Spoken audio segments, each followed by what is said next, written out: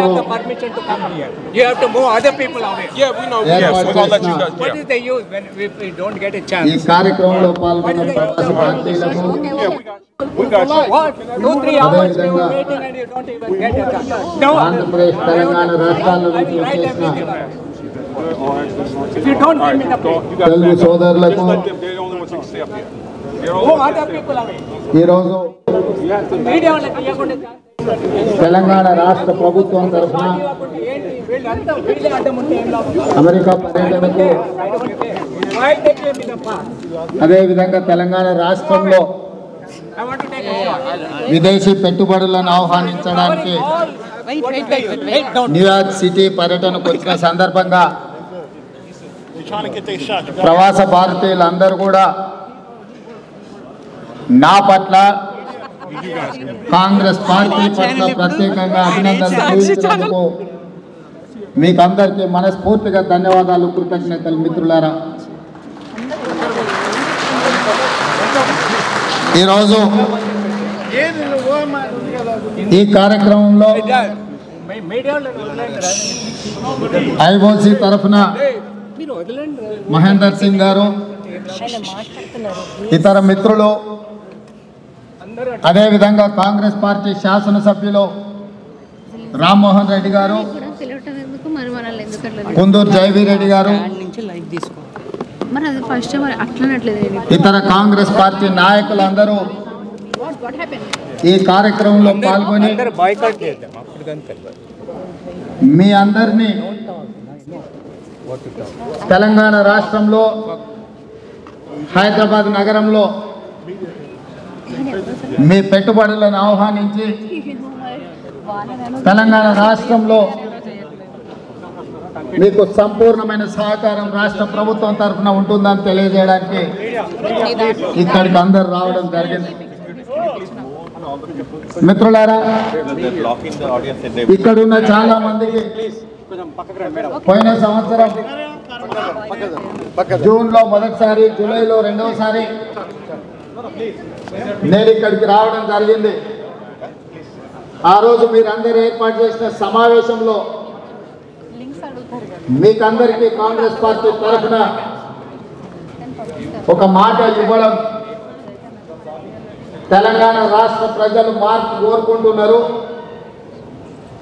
తెలంగాణలో మార్పు కావాలి, కాంగ్రెస్ పార్టీ రావాలి అని కోరుకుంటున్నారు. తప్పకుండా తెలంగాణ రాష్ట్రంలో కాంగ్రెస్ ప్రభుత్వాన్ని ఏర్పాటు చేసి మళ్ళీ మీ మధ్యలో వచ్చి నిలబడి తప్పకుండా మీ అందరినీ కలుస్తా అని చెప్పి ఆ రోజు మాట ఇవ్వడం జరిగింది మీకు అందరికీ.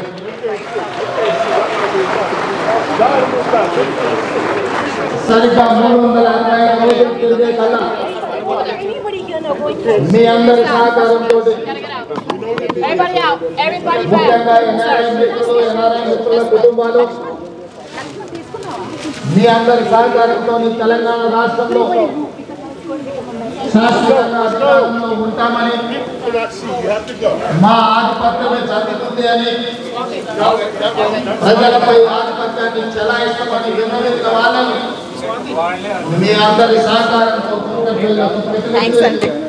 బంగాళాఖాతంలో వేయడానికి ప్రతి కాంగ్రెస్ పార్టీ కార్యకర్త కృషి చేయడం జరిగింది. యాదృచ్ఛికంగా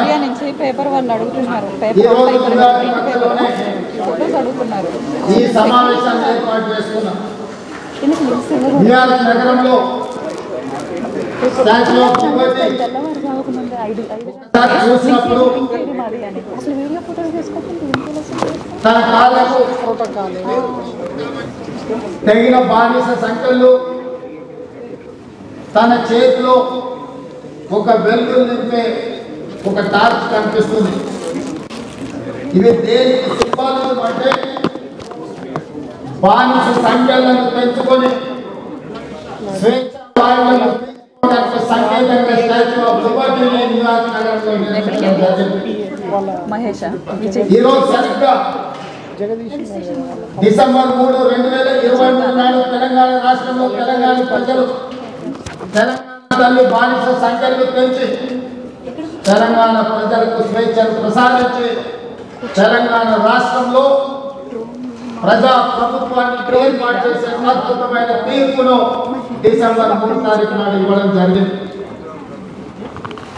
తెచ్చుకున్న తెలంగాణ రాష్ట్రం కొద్దిమంది చేతిలో బందీ అయి చాలా మంది తెలంగాణ 10 సంవత్సరాలలో దోపిడీకి గురైందని భావించింది. నేను కూడా ఈ 10 సంవత్సరాలు ప్రతిపక్షంలో ఉండి ప్రజా సమస్యల మీద పోరాటం చేసినప్పుడు తెలంగాణ రాష్ట్ర కుటుంబం చేతిలో దోపిడీకి లోనవుతున్నదని భావించాను. కానీ ముఖ్యమంత్రిగా బాధ్యతలు చేపట్టి 8 నెలల పరిపాలనలో నేను చూసింది, నాకు కలిగిన అవగాహన 10 సంవత్సరాల దోపిడీ కాదు, 100 సంవత్సరాల తెలంగాణ విధ్వంసం జరిగింది. ఇవాళ తెలంగాణ ఒక కుటుంబం చేతిలో విధ్వంసానికి లోనై ఈరోజు దిక్కుదెలని పరిస్థితిలో తెలంగాణ యువత కొట్టుమిట్టాడుతున్నారు. అందుకే 8 నెలలు మొదటి 90 రోజుల్లోనే ఈ తెలంగాణ ఉద్యమం ఏ ఉద్యోగ ఉపాధి అవకాశాల కోసం ఉవ్వెత్తున లేచిందో, వందలాది మంది బిడ్డలు ఆత్మ బలిదానాలు చేసుకుని తెలంగాణ రాష్ట్రం సాధించిందో, వాళ్ళ ఆకాంక్షల మేరకు తెలంగాణ రాష్ట్రంలో ప్రధానమైన నిరుద్యోగ సమస్య మీద ప్రత్యేక దృష్టి పెట్టి 90 రోజుల్లో 30,000 ప్రభుత్వ ఉద్యోగ నియామకాలు నిరుద్యోగ యువకులకు ఇవ్వడం ద్వారా ఆనాడు తెలంగాణ ఉద్యమంలో లక్షలాదిగా పాల్గొన్న నిరుద్యోగ యువకులకు ఒక నమ్మకాన్ని, విశ్వాసాన్ని వాళ్ళ రేవంత్ అన్నగా కల్పించే ప్రయత్నం నేను చేసిన. 10 సంవత్సరాల తెలంగాణ రాష్ట్ర సాధనలో జరగని నియామకాలను 90 రోజుల్లోనే 30,000 నిరుద్యోగ యువకులకు ఏ ఎల్బీ స్టేడియంలో మేము ప్రమాణ స్వీకారం చేసినామో అదే ఎల్బీ స్టేడియానికి 30,000 నిరుద్యోగ యువతీ యువకుల యొక్క తల్లిదండ్రులను పిలిపించి వాళ్ళ కళ్ళల్లో ఉన్న ఆనందాన్ని, వెలుగులను చూస్తూ వాళ్ళకు నియామక పత్రాలు ఇవ్వడం జరిగింది. ఎన్నికల కంటే ముందు నేను గ్రామాలలో పాదయాత్ర చేసినప్పుడు నిరుద్యోగ యువకులకు నేను విజ్ఞప్తి చేయడం జరిగింది. తండ్రి కొడుకుల ఉద్యోగాలు మీరు ఊడగొట్టండి, మీకు వేలాది ఉద్యోగాలు ఇచ్చే బాధ్యత నాది అని చెప్పిన నిరుద్యోగ యువకులు ఆ మాట నిలబెట్టుకొని తండ్రి కొడుకుల ఉద్యోగాలు ఊడగొట్టిండ్రు. అందుకే ఈరోజు తెలంగాణ రాష్ట్రంలో 30,000 ఉద్యోగ నియామకాలే కాదు, ఇంకొక 35,000 ఉద్యోగ నియామకాల కోసం నోటిఫికేషన్ ఇవ్వడం జరిగింది. అది డిఎస్సి నోటిఫికేషన్ కావచ్చు, గ్రూప్ 1 నోటిఫికేషన్ కావచ్చు, గ్రూప్ 2, గ్రూప్ 3 నోటిఫికేషన్స్ కావచ్చు, పోలీస్ రిక్రూట్మెంట్ కావచ్చు, పారామెడికల్ సిబ్బంది కావచ్చు. ఇట్లా రాష్ట్ర ప్రభుత్వంలో వివిధ శాఖలలో ఉన్న ఉద్యోగ ఖాళీలను ఒకటొకటిగా తెలుసుకుంటూ ఒక్కొక్క నోటిఫికేషన్ ఇచ్చుకుంటూ ఈరోజు నిరుద్యోగ యువకులు కోచింగ్ సెంటర్ల చుట్టూతో తిరగడం కాదు, పోటీ పరీక్షలకు ప్రిపేర్ అవ్వడంలో నిమగ్నమై ఉన్నారు. ఒక పక్కన ఈ పని చేస్తూనే రెండో పక్కన పార్లమెంటు ఎన్నికలను ఎదుర్కొని పార్లమెంటు ఎన్నికలు పూర్తి అవ్వగానే బడ్జెట్ సమావేశాలను ఏర్పాటు చేసి శాసనసభ సమావేశాలను నిర్వహించారు. మీరందరూ నాకు తెలిసి చాలా మిత్రులు నాకు చెప్పడం జరిగింది. అప్పుడెప్పుడు రాష్ట్రంలో ఉన్నప్పుడు వైఎస్ రాజశేఖర రెడ్డి గారు, చంద్రబాబు నాయుడు గారు ఉన్నప్పుడు శాసనసభ సమావేశాలను నేను చూసేది. మళ్ళీ ఎప్పుడూ అవకాశం రాలే. ఇప్పుడు మళ్ళీ శాసన సమావేశాలను చూసే విధంగా, సమస్యల మీద చర్చ జరిగే విధంగా ప్రతిపక్షాలకు మాట్లాడే అవకాశం ఇచ్చి రాష్ట్ర ప్రభుత్వం తన విధి విధానాలను ప్రజలకు వివరించే వేదికగా శాసనసభను మీరు నడిపించిండ్రు, మీకు అభినందనలు అని చెప్పి మాకు చెప్పడం జరిగింది. మీరందరూ చూసింది శాసనసభలో సమస్యల మీద మాట్లాడమంటే మేము మాట్లాడాం, పోడియం దగ్గర ధర్నా చేస్తాం, మమ్మల్ని మార్షల్స్ని పెట్టి బయటపడేయండి, మీరు చెప్పే కఠోరమైన విధాలు వినడానికి మేము సిద్ధంగా లేము అన్నట్టుగా ప్రతిపక్ష పార్టీ వ్యవహరించింది. నేను స్పీకర్ గారికి విజ్ఞప్తి చేసిన, వీళ్ళని బయటపడేస్తే ఇంటికి పోయి ఫామ్ హౌస్లో పడుకుంటారు. పోడియంలోనే అట్లానే గంటల కొద్ది నిలబెట్టి వాళ్ళు చేసిన క్రూరమైన నేరాలను వాళ్ళు తెలుసుకునే విధంగా ఈ సభలో చర్చ జరపడం ద్వారా వాళ్ళు చేసిన ఘోరాలేంటో సమాజానికి తెలియజేస్తూ చర్చలు శాసనసభలో జరగాలి అని రాత్రి 3:30 వరకు ఉదయం 10 గంటలకు మొదలైతే అర్ధరాత్రి 3:30 వరకు శాసనసభ సమావేశాలు ఈ 70 సంవత్సరాలలో ఎప్పుడూ జరగని విధంగా తెల్లవారుజాము 3:30 గంటల వరకు ఇలా పద్దుల మీద చర్చలు పెట్టారు. ఎందుకంటే కాంగ్రెస్ పార్టీ ప్రజాస్వామ్యాన్ని విశ్వసిస్తుంది. కాంగ్రెస్ పార్టీ కొట్లాడి దేశానికి స్వతంత్రం తెచ్చింది. కాంగ్రెస్ పార్టీ కొట్లాడి దేశానికి రాజ్యాంగాన్ని ఇచ్చింది. కాంగ్రెస్ పార్టీ ఇచ్చిన రాజ్యాంగాన్ని గౌరవించే బాధ్యత కాంగ్రెస్ ప్రజాప్రతినిధులుగా మా మీద ఉన్నది. కాబట్టి ప్రజాస్వామ్యంలో ప్రతి సమస్యకు చర్చలే పరిష్కారాన్ని చూపిస్తాయి. ఈ చర్చల ద్వారా ప్రజలకు ప్రభుత్వం యొక్క విధి విధానాలు తెలుస్తాయని చెప్పి చర్చల్ని చేపట్టడం జరిగింది. చర్చించడానికి ఏమి లేక చేసిన విషయాలను చెప్పినప్పుడు ప్రజల ముందుగా దోషిగా నిలబడాల్సి వస్తుందని శాసనసభలో జరుగుతున్న చర్చలలో పాల్గొనకుండా తప్పించుకునే ప్రయత్నం చేసిన ఎవరిని బయటకు వదలలేదు. శాసనసభలో తెల్లవారుజామున వరకు వాళ్ళని కూర్చోబెట్టి చర్చల్ని నిర్వహించే కార్యక్రమం కాంగ్రెస్ పార్టీ చేసింది.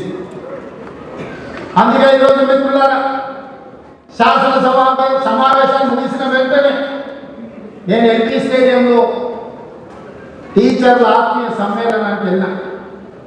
ఈరోజు ఇక్కడున్న చాలా మంది వందలాది మంది ఇక్కడున్న మిత్రులు ప్రభుత్వ పాఠశాలలో ప్రభుత్వ టీచర్ల దగ్గర చదువుకున్న వాళ్ళే ఈరోజు డాక్టర్లుగా, లాయర్లుగా, సాఫ్ట్వేర్ ఇంజనీర్లుగా రాణించి ఈరోజు ప్రవాస భారతీయులుగా అమెరికాలో ఈ అమెరికా అభివృద్ధి భారతీయులతో తెలుగు వాళ్ళతో ముడి ఉన్నది. ఇవాళ ఈ సిలికాన్ వ్యాలీ కూడా మన మీదనే ఆధారపడి అమెరికా ఆర్థిక వ్యవస్థను శాసించే స్థాయికి ఈ రోజు మన వాళ్ళందరూ వచ్చింది. అందుకే టీచర్లకు 21 ప్రమోషన్లు లేక బదిలీలు లేక 30,000 మంది టీచర్లకు ప్రమోషన్లు ఇచ్చి 35,000 మంది టీచర్లకు బదిలీలు చేసి ఈరోజు తండాలలో, గూడాలలో, మారుమూల పల్లెల్లో పేదవాళ్ళకు విద్యను అందించాలి. పేదవాడు చదువుకున్నప్పుడే విద్య ప్రజాస్వామ్యం పరిగెడుతుంది.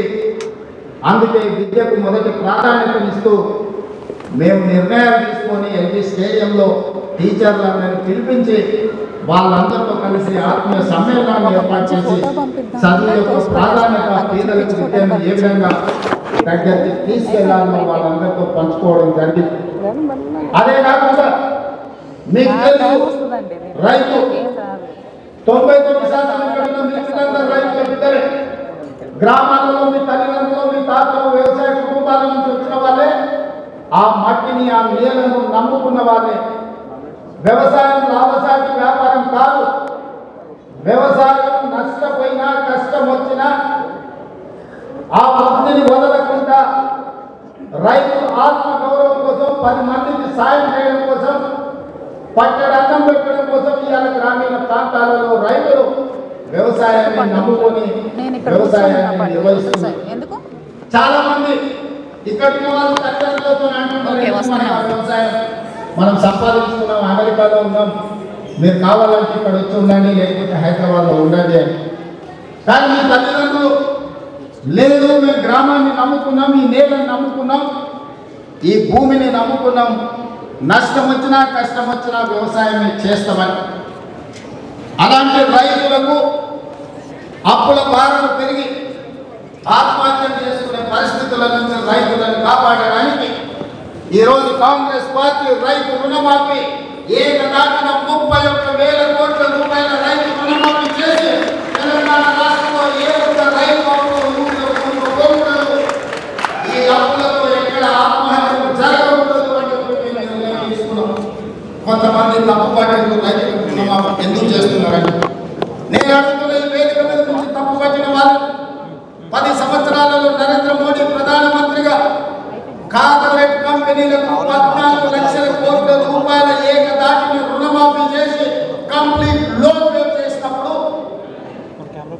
బ్యాంకుల్లో రుణాలు తీసుకొని బ్యాంకులను మోసగించి దేశ సరిహద్దులు దాటుతున్న వాళ్లకు 14 లక్షల కోట్ల రూపాయల రుణమాఫీ మీరు చేసినప్పుడు మమ్మల్ని కన్నా మమ్మల్ని పెంచిన మాకు పట్టాడు అన్నం పెట్టిన రైతాంగం కోసం 31,000 కోట్ల రుణమాఫీ చేస్తే నీకు వచ్చిన కష్టమేంది, నీ పైన నొప్పేంది అని శాసనసభలో నేను మాట్లాడడం జరిగింది. ఇవాళ ఇక్కడ ఉన్న మిత్రులకు కూడా కొందరికి అపోహలు ఉండొచ్చు. ఈ రకంగా ఉచితాలు పంచుకుంటూ పోతే దేశ ఆర్థిక వ్యవస్థ దెబ్బతింటుంది అని. ఎస్, అనుచితంగా ఉచితాలు ఇవ్వడం తప్పు, అర్హత లేని వాళ్ళకు ఉచితంగా ఇవ్వడం తప్పు. ఆర్థికంగా కోట్లాధిపతులైన వాళ్ళను వాళ్ళు ప్రభుత్వం ఇస్తున్న ఉచితాలను వాళ్ళు తీసుకోకుంటుంటే మంచిది. నిజమైన పేదవాడికి ప్రభుత్వం వైపు నుంచి సహకారం అందించాల్సిన బాధ్యత ప్రజా ప్రభుత్వం మీద ఉన్నది.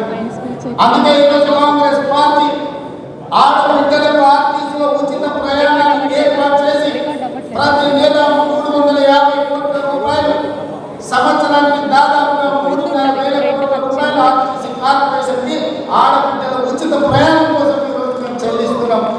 ఎందుకంటే ఆడబిడ్డకు ఆర్థిక స్వతంత్రం ఉన్నప్పుడే ఆ కుటుంబం మనకు సాధిస్తుంది అని సంపూర్ణంగా మేము విశ్వసిస్తున్నాం. ప్రతి పేదవాడికి ఇంట్లో 200 యూనిట్ల వరకు ఉచిత కరెంట్ అందించినాం. రాజీవ్ ఆరోగ్యశ్రీతో హెల్త్ సెక్యూరిటీ 10 లక్షల రూపాయల వరకు ఉచిత వైద్యాన్ని అందిస్తున్నాం. ఇవాళ ప్రతి పేదవాడిని ఆదుకోవాలన్న ఆలోచన మన ప్రభుత్వం చేస్తున్నది. మరి ఈ సంక్షేమ పథకాలను అమలు చేయాలి, నిరుద్యోగ సమస్యను తీర్చాలి, ఇన్నింటిని పరిష్కరించాలి అంటే రాష్ట్ర ఆదాయాన్ని పెంచాలి. రాష్ట్ర ఆదాయాన్ని పెంచాలనే ప్రాధాన్యతలో Congress party education and irrigation ప్రధానమైన వృత్తిగా పేద ప్రజలకు అందించాలన్న ఆలోచనతో పాటు ఎంప్లాయ్మెంట్ క్రియేట్ చేయాలి అంటే ఇన్వెస్ట్మెంట్స్ తీసుకురావాలి. ఆ ఇన్వెస్ట్మెంట్స్ తీసుకురావడం కోసమే ఈరోజు న్యూయార్క్ నగరంలో మీ మధ్య వచ్చి నిలబడ్డ మిత్రులారా, ఈ పర్యటన యొక్క ముఖ్య ఉద్దేశం మనల్ని కన్న ప్రాంతం, మనల్ని పెంచిన ప్రాంతం, మనల్ని నమ్ముకున్న ప్రాంతం తెలంగాణ ప్రాంతాన్ని, హైదరాబాద్ నగరాన్ని అభివృద్ధి పథం వైపు నడిపించాలి అంటే ప్రవాస భారతీయుల పెట్టుబడులు మన రాష్ట్రానికి రావాలి. ఇతర దేశాలలో ఉన్న మల్టీనేషనల్ కంపెనీలను మన దేశంలో పెట్టుబడులు పెట్టే విధంగా ప్రోత్సహించాలి. ఆ కార్యాచరణ, ఆ ప్రణాళికతోనే ఈరోజు ఇక్కడికి రావడం జరిగింది. మీ అందరికీ నా విజ్ఞప్తి, తెలంగాణ రాష్ట్ర ప్రభుత్వం తరఫున మన రాష్ట్రంలో పెట్టుబడులు పెట్టడానికి సహకరించండి. ఈరోజు హైదరాబాద్ నగరంలో కోవిడ్ వచ్చే వరకు ఫార్మా ఇంత గొప్పగా హైదరాబాద్ నగరంలో తెలంగాణ ప్రాంతంలో ఎవరికి తెలియదు. 4 వ్యాక్సిన్స్ కోవిడ్ సందర్భంలో ఉంటే 3 తెలంగాణ రాష్ట్రం నుంచి ఉత్పత్తి అవుతున్న 1 పూనాలు.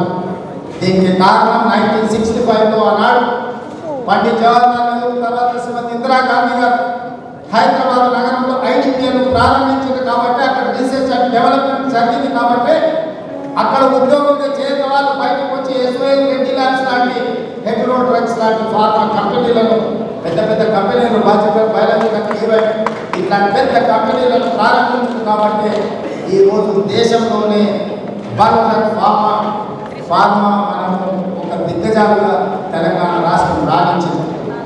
ఇదే కాదు, ఐటీ రంగంలో ఈరోజు లక్షలాది మంది మీరు అమెరికా ఇన్కమ్ని, అమెరికన్ ఎకానమీని మీరు ఈరోజు డిక్టేట్ చేయగలిగిన స్టేజ్కి వచ్చిందంటే మీరు అందరూ ఐటీ నిపుణులు. దీనికి ప్రధానమైన కారణం ఆనాడు రాజీవ్ గాంధీ గారు సాంకేతిక విప్లవం రావాలి, భారతీయుల యొక్క నిరుద్యోగ సమస్య పరిష్కరించాలని, దేశానికి కంప్యూటర్లు అందించాలని మొట్టమొదట భారతదేశానికి కంప్యూటర్ను పరిచయం చేసింది రాజీవ్ గాంధీ గారు. హైటెక్ సిటీకి మొట్టమొదట పునాది వేసింది నేదుమల్లి జనార్దన్ రెడ్డి గారు. కానీ కొన్ని ప్రత్యేక పరిస్థితుల వల్ల రాకపోతే నారా చంద్రబాబు నాయుడు గారు ముఖ్యమంత్రి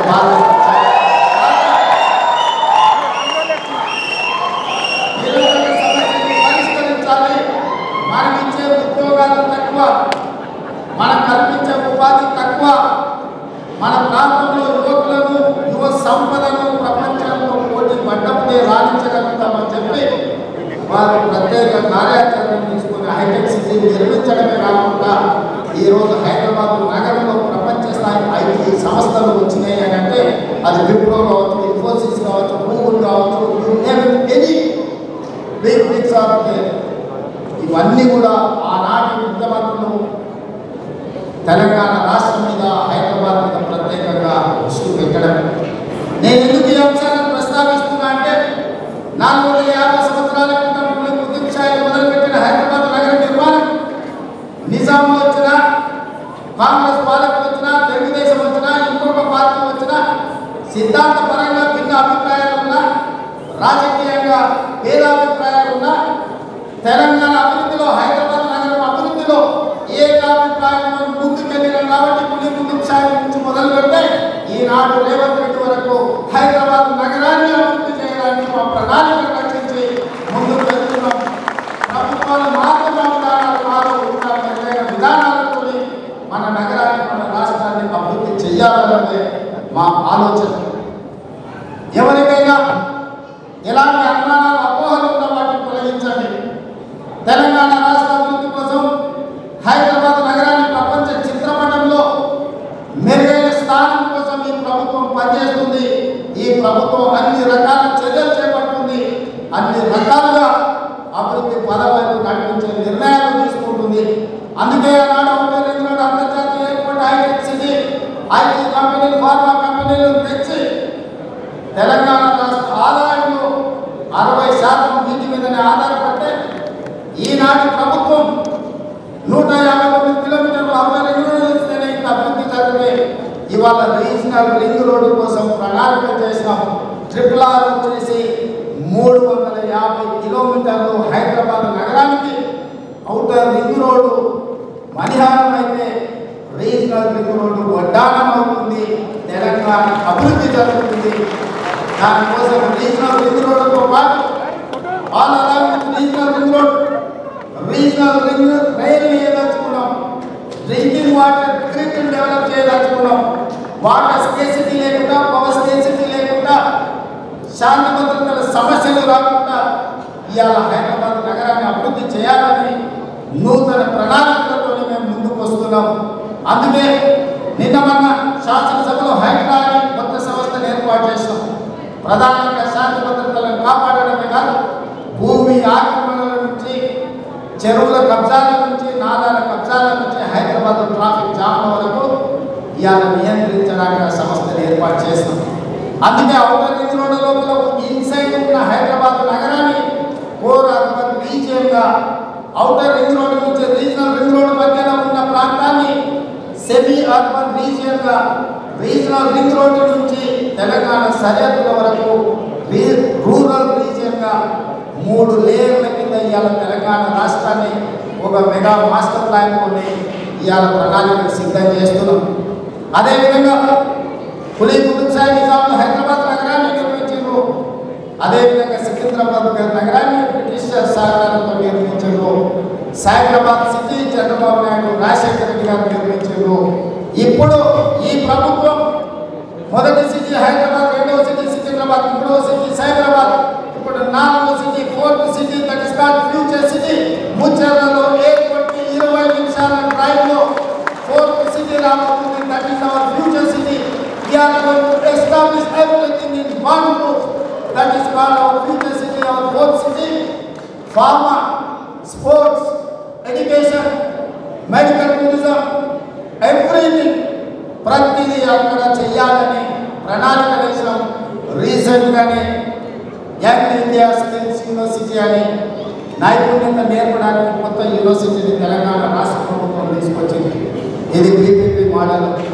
మోస్ట్ లైక్లీ ఆనంద్ మహీంద్రాని ఆ యూనివర్సిటీ చైర్పర్సన్ కింద రిక్వెస్ట్ చేసిన 2 రోజుల్లో ఆనంద్ మహీంద్ర మన తెలంగాణ ప్రభుత్వం ఏర్పాటు చేసే స్కిల్స్ యూనివర్సిటీకి చైర్పర్సన్గా బాధ్యత తీసుకోబోతున్నాడు. ప్రపంచంలో నైపుణ్యంకి చాలా డిమాండ్ ఉంది. అందులో నైపుణ్యం నేర్పించే అందరు ఊళ్ళ నుంచి వచ్చే విద్యార్థులకు ఈరోజు అక్కడ స్కిల్స్ యూనివర్సిటీలో వాళ్ళని ఎంపవర్ చేయాలని ప్రయత్నం చేస్తుంది. అదేవిధంగా అక్కడనే గర్ల్స్ క్లబ్, అక్కడనే BCCIతో మాట్లాడిన ఇంటర్నేషనల్ స్టాండర్డ్ క్రికెట్ స్టేడియం, అక్కడే ఒక 1000 acres లో మెడికల్ టూరిజం హబ్ క్రియేట్ చేస్తూ మిడిల్ ఈస్ట్ కంట్రీస్ నుంచి చాలా మంది వైద్యం కోసం మన రాష్ట్రానికి మన దేశానికి వస్తున్నారు.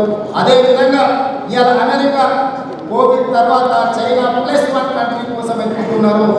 ఇవాళ చైనాలో జరిగిన పరిణామాలతోనే ఈరోజు అమెరికన్ ఇన్వెస్టర్స్ ఇంకొక చైనా +1 కంట్రీ కోసం ఆలోచన చేస్తారు. ఆ +1 కంట్రీ తెలంగాణ రాష్ట్రాన్ని +1 కంట్రీగా తీర్చిదిద్దాలని హైదరాబాద్లో ఈ medical side investments, pharma side investment, bulk drug investments, అదేవిధంగా semiconductor investment, artificial intelligence హబ్ని మనం డిజైన్ చేస్తున్నాం అక్కడ. సో ఇవాళ హైదరాబాద్ తెలంగాణ రాష్ట్రం భారతదేశంలోని 29 రాష్ట్రాలలో ఒక రాష్ట్రం కింద మీరు పరిగణించకండి. చాలామంది ఆంధ్రప్రదేశ్తోనో, బెంగళూరుతోనో, తమిళనాడుతోనో తెలంగాణ హైదరాబాద్ పోటీ పడుతుందని అంటున్నారు. నేను అట్లా అనుకోవడం లేదు. నేను తెలంగాణ రాష్ట్రాన్ని ప్రపంచంతోనే పోటీ పడాలనుకుంటున్నాను. తెలంగాణ రాష్ట్రం సర్వ స్వతంత్ర దేశం అయితే ప్రపంచ దేశాలతో ఏ విధంగా పోటీ పడుతుందో మీరందరూ నాకు ప్రపంచంతో పోటీ పడడానికి నాకున్న బాధ ఏంటి, కష్టమైందని నేను అడగదలుచుకున్నాను. వాళ్ళందరూ అమెరికన్ కంట్రీ ఎకానమీని, ఐటీ ఇండస్ట్రీని, ఫార్మా ఇండస్ట్రీని, ఈ రోజుల్లో ఇక్కడ రియల్ ఎస్టేట్ కూడా మన వాళ్ళే శాసించే పరిస్థితికి వచ్చారు. అమెరికన్ ఎలక్షన్స్లో ఈ రోజు ఇండియన్స్ లేని రోల్ లేదు. ప్రెసిడెంట్ ఆఫ్ అమెరికా ఎలక్షన్ జరిగితే ఇండియన్స్ గురించి మాట్లాడుతున్నారు. వైస్ ప్రెసిడెంట్ ఆఫ్ అమెరికా గురించి ఎలక్షన్ జరిగితే ఇండియన్ తెలుగు అల్లుడే పోటీ పడుతున్నాడని చెప్తున్నారు. మరి పోస్ట్ ప్రెసిడెంట్ ఆఫ్ అమెరికాకి ఇండియా వాళ్ళే పోటీ పడుతున్నప్పుడు మనం ఎందుకు ప్రపంచంతో పోటీ పడలేము? మనం ఎందుకు మన ప్రాంతం తెలంగాణను, హైదరాబాద్ నగరాన్ని మనం అభివృద్ధి చేసుకోలేమని వాళ్ళందరూ నేను అడగదలుచుకున్న మిత్రులారా. ఏం తక్కువ మనకు?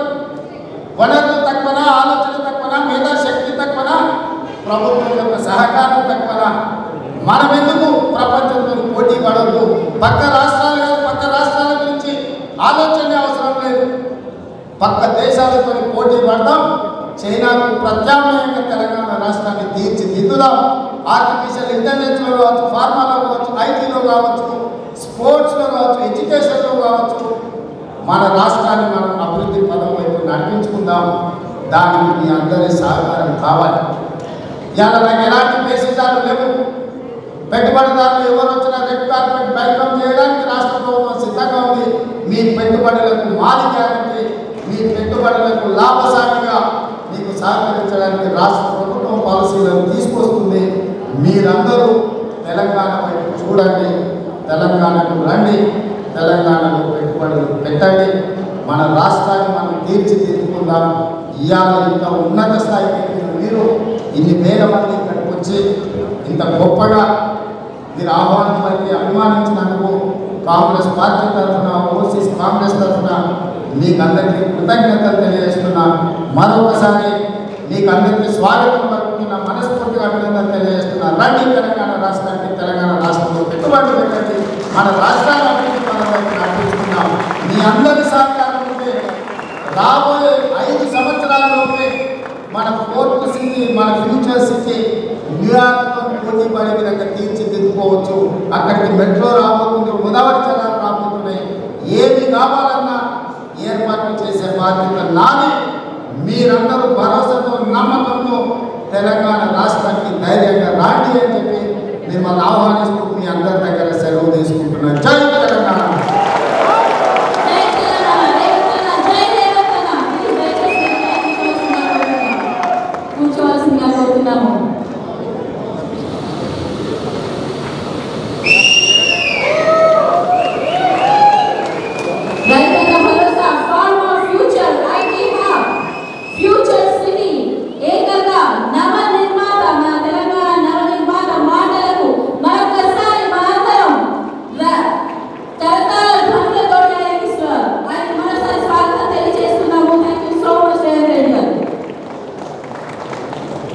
ఒకసారి ఎమ్మెల్యే జైని రెడ్డి గారిని, ఎమ్మెల్యే యశస్విని రెడ్డి గారిని, ఎమ్మెల్యే రామ్మోహన్ రెడ్డి గారిని, ఎమ్మెల్యే మదన్ మోహన్ రావు గారిని, డిసిసి ప్రెసిడెంట్ రోహన్ రెడ్డి గారిని దయచేసి వేదిక